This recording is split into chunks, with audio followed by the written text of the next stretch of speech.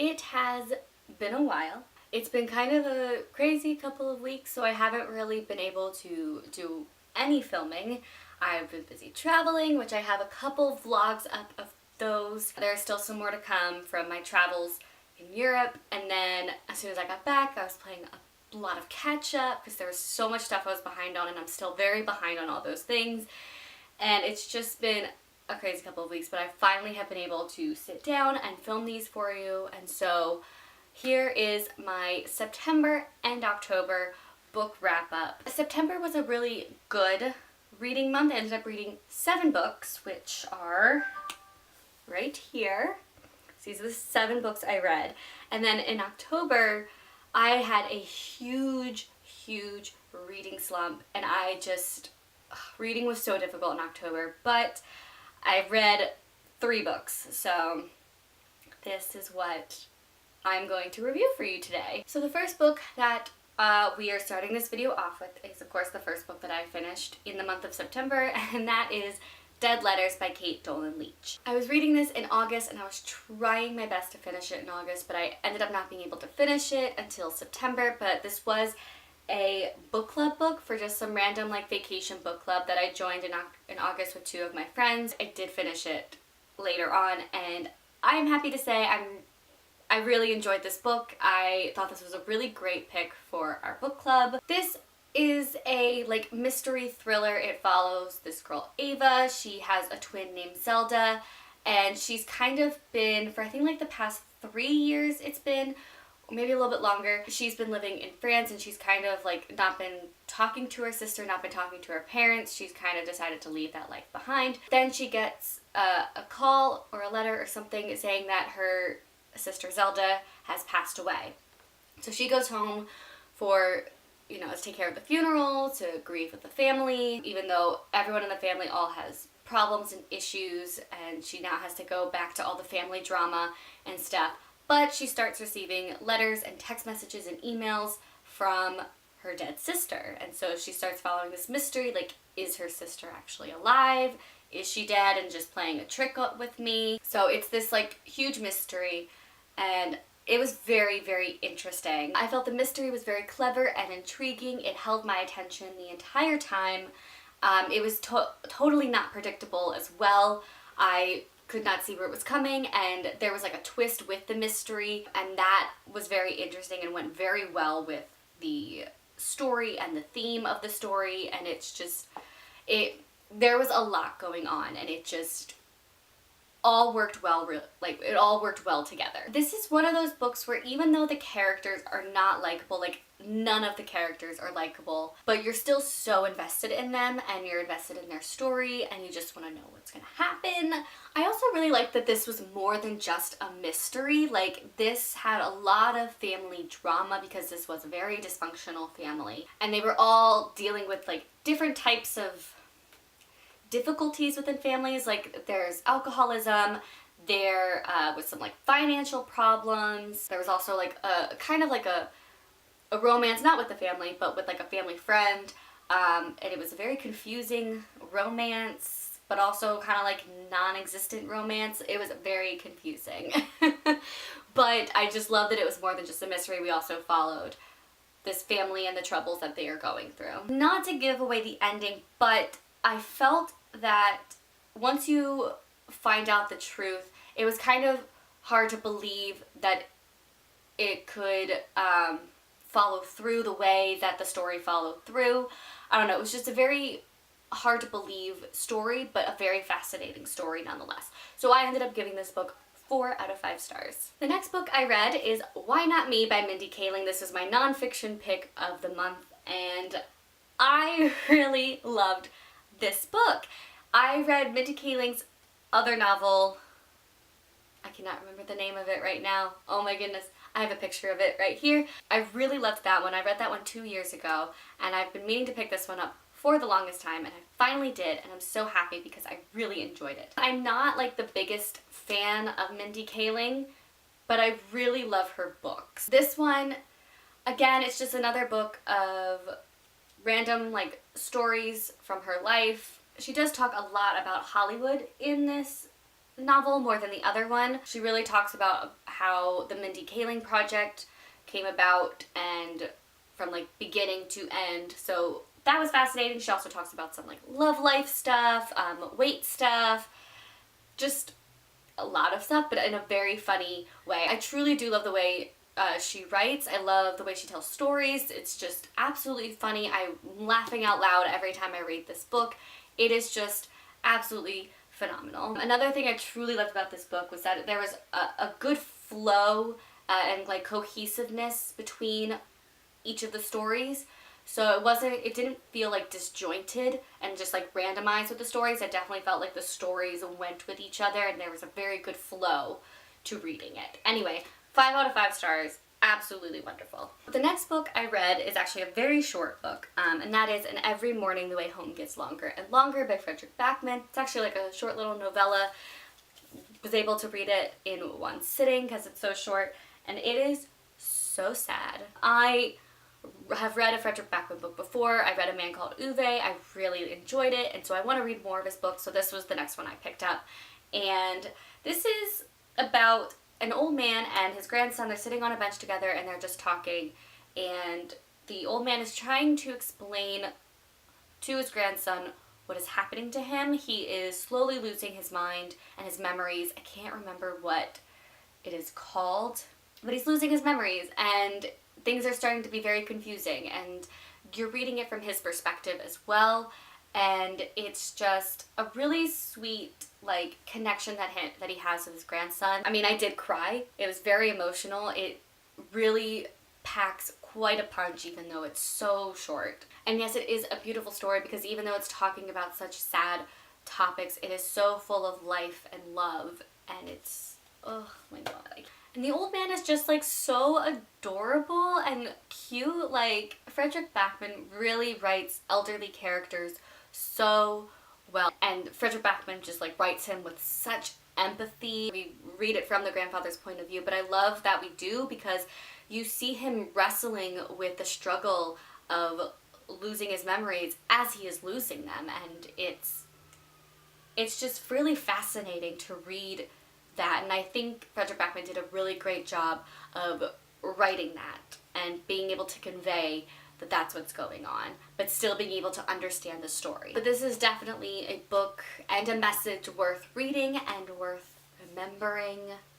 So this is definitely like one of those books that I will remember and look back on from time to time. And who knows, maybe I'll go back to it because this is a very short book and easy to read. I gave it 4.5 out of 5 stars. The next book I read is not really a book, it's more of like a list, but it's Things to Do Before You're 30. The Try It Out, Get It Done, Live It Up list by Jessica Meisner. This is a hard one to explain because it really is just like a list of things to do before you're 30. My cousin gave this to me and she even wrote in her like own little notes in here for me, and I've been like filling it out. I've been checking off the things that I've done, like this, learn how to throw darts. I mean, I'm not very good at it, but I learned how to do it. Beat a video game or a phone game. I have done that. Oh, ride a gondola in Venice, Italy. If you watched my vlog, part 1 of my European tour, I rode a gondola in Venice, Italy. So, got to check that one off the list. I actually really like this, and I like the things that are on this list. I think this is a good list. There are also things in here, I love how it's more than just like things that I just showed you there, but it's also like learn how to do this, have a professional look over and edit your resume, things that you need to know as an adult, not just like fun travel-y things, but like things you also need to do and things you need to know.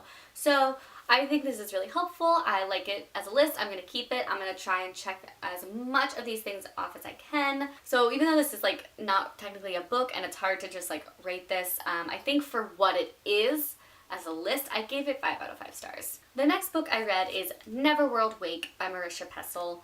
I heard this was a thriller. I do not think it's a thriller at all. I think this is more just like a mystery. It's a YA mystery, and I've heard so many great things about Marisha Pessl's writing and stories, so I really wanted to give her a try, and this is the first one I picked up. I actually really enjoyed this book.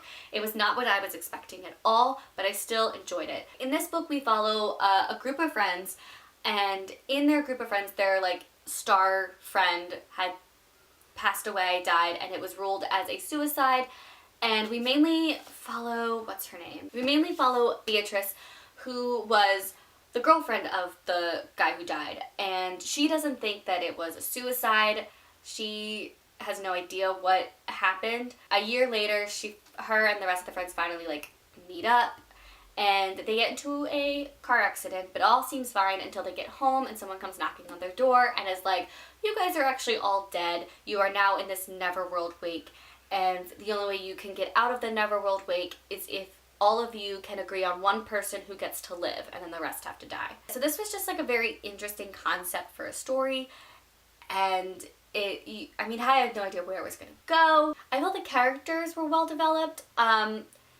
I did get annoyed with them a little bit, just because it took forever for them to like get their shit together. I have to say the ending was confusing, and I still quite don't understand it.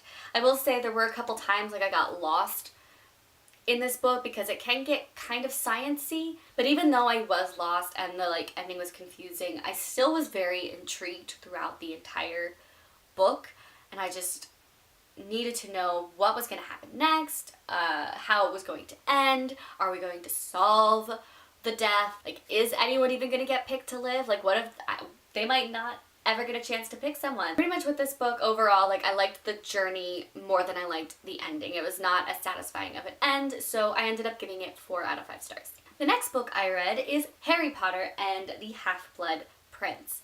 This is my first time reading this book. This is not a reread for me. If you guys have been here, you know that I've been trying to read the Harry Potter series this year, and this is the 6th book in the series. I mean, I've watched the movies multiple times, and The Half-Blood Prince was never one of my like favorite movies, but this is definitely my second favorite book so far. I mean, I still have to read the 7th one, but this is my second favorite in the series.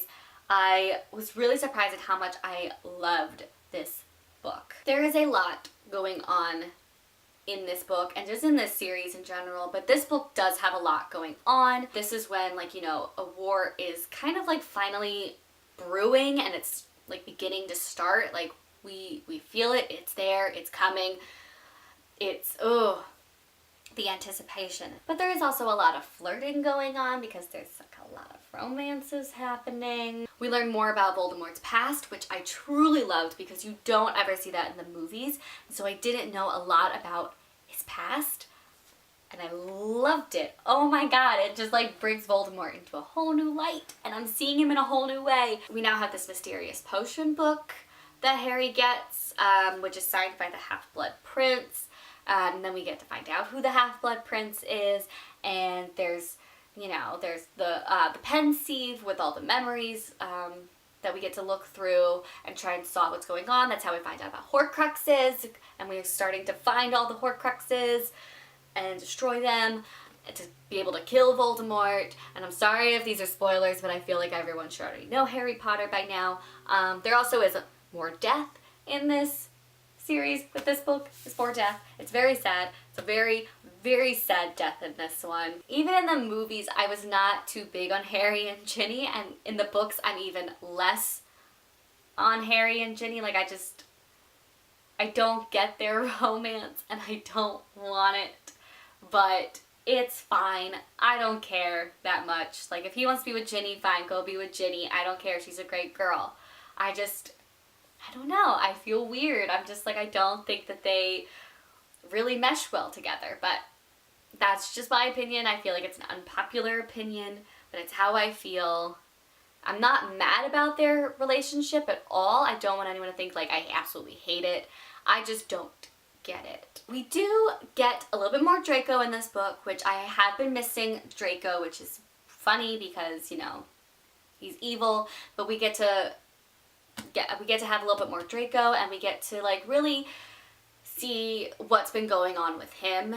If J.K. Rowling could come out with this book but from Draco's perspective, I would 100% read it. I would love Draco's perspective from this book. The one issue I have with this book is Fred and George are barely in it, and they are my favorite characters, and they're like not in this book, and it just makes me sad. I'm just like, where are my Fred and George? I need them. I'm also very happy that Harry lost a lot of his angst from the previous book. And I really love how Harry and Dumbledore do get a lot closer in this book. Their mentorship, or Dumbledore's mentorship to Harry is like very clear and prevalent and has gotten a lot stronger. They spend more time together in this book, especially when like the previous book they were not spending like any time together. There's still a lot of detail going on in this book, and I really like the dynamics between dark and light. This is definitely one of my favorites. I gave this 5 out of 5 stars, I believe. Yeah, I gave this one 5 out of 5 stars. And then the last book I read in the month of September is Never Fade by Alexandra Bracken. This is the second book in the Darkest Minds trilogy. I really did enjoy the first book, and the way the first book ended, I just had to read the second book ASAP. I can't really go into too much detail about what this one's about because spoilers, but this is following a dystopian world where the kids all kind of got either died or got superpowers, and the kids with superpowers were kind of put into concentration camps in a way to kind of keep them away from society because everyone fears them. And we follow Ruby, who is one of the most powerful. She is an orange, so she has the ability to manipulate people's minds. It's very fascinating, but she goes on this journey, whatever. I don't really want to get too much into it. But that's essentially like the world that this story is taking place in. With this second one, it started off not where I wanted it to. Like, not at all. Like, the first couple of pages was hard to get through just because I was very confused. I did not know what was going on. I was kind of like, this isn't what I wanted, but I still pushed through, and thank God I pushed through because it got so good. I was just kind of like bored with the beginning, but then once Chubbs came back, like once Chubbs got into the story, that's when I was immediately into it and I started loving it. Chubbs is just an amazing character overall. He's definitely my favorite character in this series. I also really enjoyed the new characters that we have, especially Jude. Oh my god, did I freaking love Jude. I was like, I want Jude to be my little brother. He is mine. I'm taking him. Like, I love Jude so much. Also, am I the only one who is seeing like little hints of a romance happening between Chubbs and Vita? Because I seriously see it happening, and I'm hoping that once I get to the third book, they'll really delve more into that. But right now they're just kind of like in the background, and I'm just like, wait a minute. I feel like they have their own little story going on there. This book was still just as like suspenseful and action-packed and powerful as the first one. I just could not put it down by the time I got like halfway through it because, again, the beginning was a little rough. But that ending, another ending where I cried. Like, I cried with the first book and I'm crying with this one. Like, that just broke my heart. But still, there was a huge cliffhanger as well, so I definitely need to get to the third one. The writing is great. The pacing was on point. I was like constantly at the edge of my seat, just like, what's gonna happen? I need to keep reading. Ugh, it was so good, except for the beginning, which is why I gave it 4 out of 5 stars. Now we are on to October's books, which again I showed you are 3 of them. The first one is this one, To Make Monsters Out of Girls by Amanda Lovelace. I have read Amanda Lovelace's other poetry books, and I really do like that one. So she came out with another one for another poetry series that is coming out with her, and I unfortunately was not liking this one. I mean, I definitely like her other series better than this one. I don't know if there's too much of a difference between the series. I feel like they both deal with kind of like the same concepts and topics, but I just couldn't really connect with a lot of these poems like I do with her other poems. Before I say anything, there are trigger warnings for this book, and thankfully she does actually put them inside the book. So trigger warnings for intimate partner abuse, eating disorders, self-harm, cheating, alcohol, religion, death, gore, fire, blood, and possibly more. So just so you know, she does write a lot of those types of poems with those types of topics involved. It is like hard to read sometimes because of how raw and real it is, but like I said, with this one I just wasn't able to connect with the poems. I don't know, I was just kind of like reading them instead of feeling them. I mean, I definitely commend the author for speaking out about her past, but I just don't think this was the one for me. I'm gonna stick with her other poetry series. So I gave this 2.5 out of 5 stars. The next book I read is City of Ghosts by Victoria Schwab. This is, I think, actually like my first book that I've read of Victoria Schwab's, and it is a middle grade that recently came out. It follows this girl who can see ghosts, and she has a best friend who is a ghost. His name is Jacob. He is wonderful, and her parents are what's called inspectors, so they're actually ghost hunters, and they have a bunch of books out about ghost hunting, but now they're coming out with a TV show, and so they're going to all these haunted locations, and she is going along with them. And their first stop, which is where this whole book takes place, is Edinburgh. And she learns about the Raven in Red. She also meets someone else that has the same gift as her, where she can see dead people. But then she starts learning there's more to it than she actually thought, and it starts to get real scary and real quick. It was actually a super cute and fun read with some scary aspects to it, which is perfect for me because I don't like things to be too scary. So there was a lot of funny things and funny lines, but also had that undertone of scary. I never felt like they were in too much danger. I always was they're gonna get out of this. This is fine. So I never felt that heightened of oh my god, they're gonna die. This is it. It's over. It's done. Ugh. I never felt that. I can't think of the right words for it, but I never felt like they were too much in danger, even though the way it was written, it seemed like it was trying to be hey, there's a lot of danger going on, but I never felt it. I just gave a long-winded explanation for that. I really did love all the characters, and Victoria's writing is just so vivid. I could seriously picture everything that was happening visually in my head.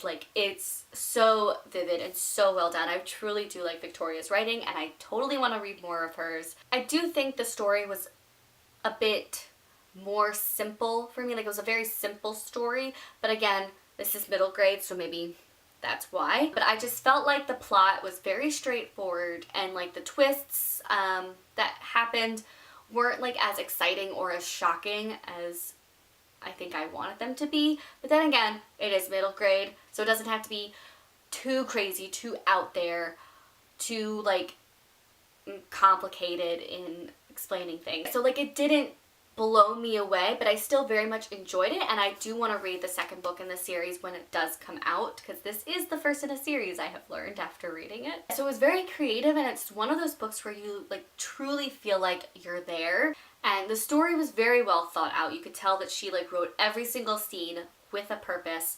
And one thing I really want, though, is, especially in the second book, I want to learn more about Jacob. I feel like we didn't get to know a lot about Jacob. It was just oh, he's there, he's her best friend, he's saving her and helping her through all this stuff. I want to know more about his past. I want to know why he died, when he died, who he is as a person. I just want to know more about Jacob, and I hope we get to that in the second book. I feel like we will. They were kind of hinting something at the end about Jacob. But yeah, I had a very fun time reading this. I gave it 4 out of 5 stars. And the last book I read is my nonfiction pick for the month of October, and that is Midnight in the Garden of Good and Evil by John Berendt. I actually did not finish this book. I DNF'd it. I stopped reading it because I was really not liking it. Ugh. And I just didn't want to keep reading a book that I wasn't liking. I got through the way of 170 pages into it, and I think the reason why I didn't like it was just because it was not at all what I thought it was. I just feel like the description that I heard about the book wasn't anywhere in this book, or if it is in this book, it's probably one chapter. So I was just this isn't what I signed up for. So I stopped. I don't even know what it's about now that it's not what I thought it was. But we're in Atlanta, Georgia, and we just follow a bunch of these weird, eccentric characters in Atlanta, and it's all from the perspective of John Berendt. He was living there for a year, I think, and he just got to know these people and then wanted to write about them. The main story for this book doesn't even happen until 150 pages into the book, and it's one of the friends that he made along the way ends up getting committed for murder, and it's the author, I guess, trying to figure out what actually happened. Did he really commit murder, or is it someone else and he's the one who got, like, charged with it? Like, it was just, I don't know. I wasn't into it. I wasn't feeling it. I do think the writing was pretty good. Like, it was very descriptive writing. And I liked that about it. But I just was not interested in any of the characters. I was not interested in the story. I couldn't get myself to keep reading it. I was just not feeling it at all. This book just felt like super flat for me, and granted, this rating I'm about to give it is based off of the pages I did read, so just keep that in mind that I actually did not finish it, but I gave it 2 out of 5 stars. Just because, like, I mean, the writing was very stylistic, but yeah, just not great. Those are the books I read in September and October. Go also check out my movie wrap-up for the months of September, October, as well as my monthly wrap-ups where I talk about things I liked, songs I liked, things I did, that whole shebang. Go check all that out, and also don't forget to subscribe and like, and I will see you guys around with more videos. I promise.